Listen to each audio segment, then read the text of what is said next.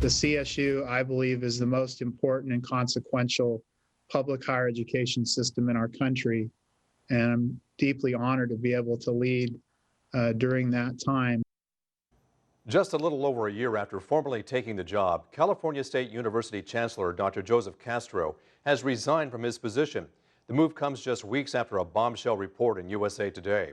It accused Dr. Castro of mishandling sexual assault allegations against the top Fresno State administrator while Castro was president of the university.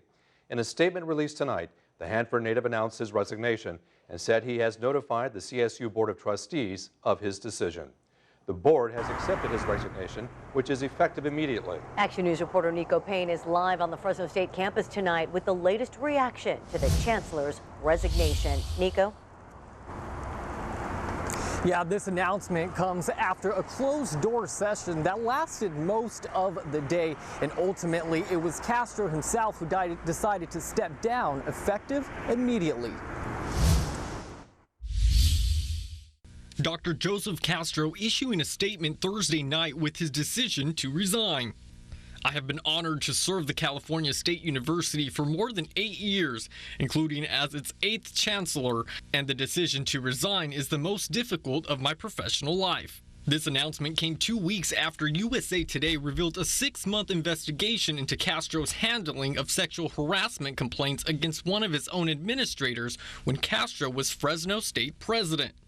An independent investigation concluded former Vice President of Student Affairs Frank Lamas created an abusive workplace and engaged in inappropriate sexual conduct. Action News spoke to USA Today, who broke the story earlier this month, shortly after the story went public. This was an ongoing sexual harassment case and bullying and retaliation and other wide-ranging misconduct that spanned over about 6 years. Jacoby was the first to get documents that revealed complaints on Lamas, which started in 2014.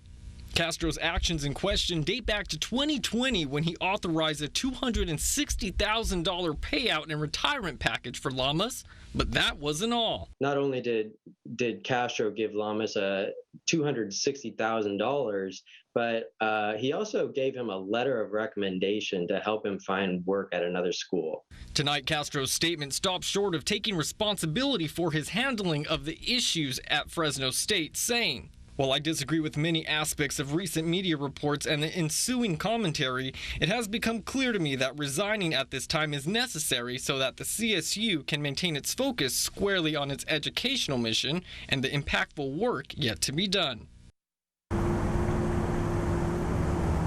Now, a succession plan is expected to be finalized in the coming weeks, but in the meantime, Executive Vice Chancellor and Chief Financial Officer Steve Relia will be acting as Chancellor in the interim.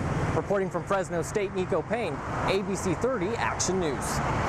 Thank you, Nico. Before taking over as CSU Chancellor, Dr. Castro served as Fresno State's president from 2013 to 2020.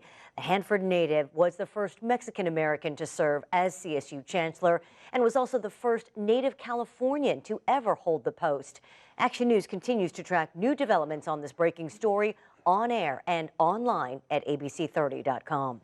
Thank you for watching. For more videos like this from ABC 30, just make sure to hit that subscribe button below.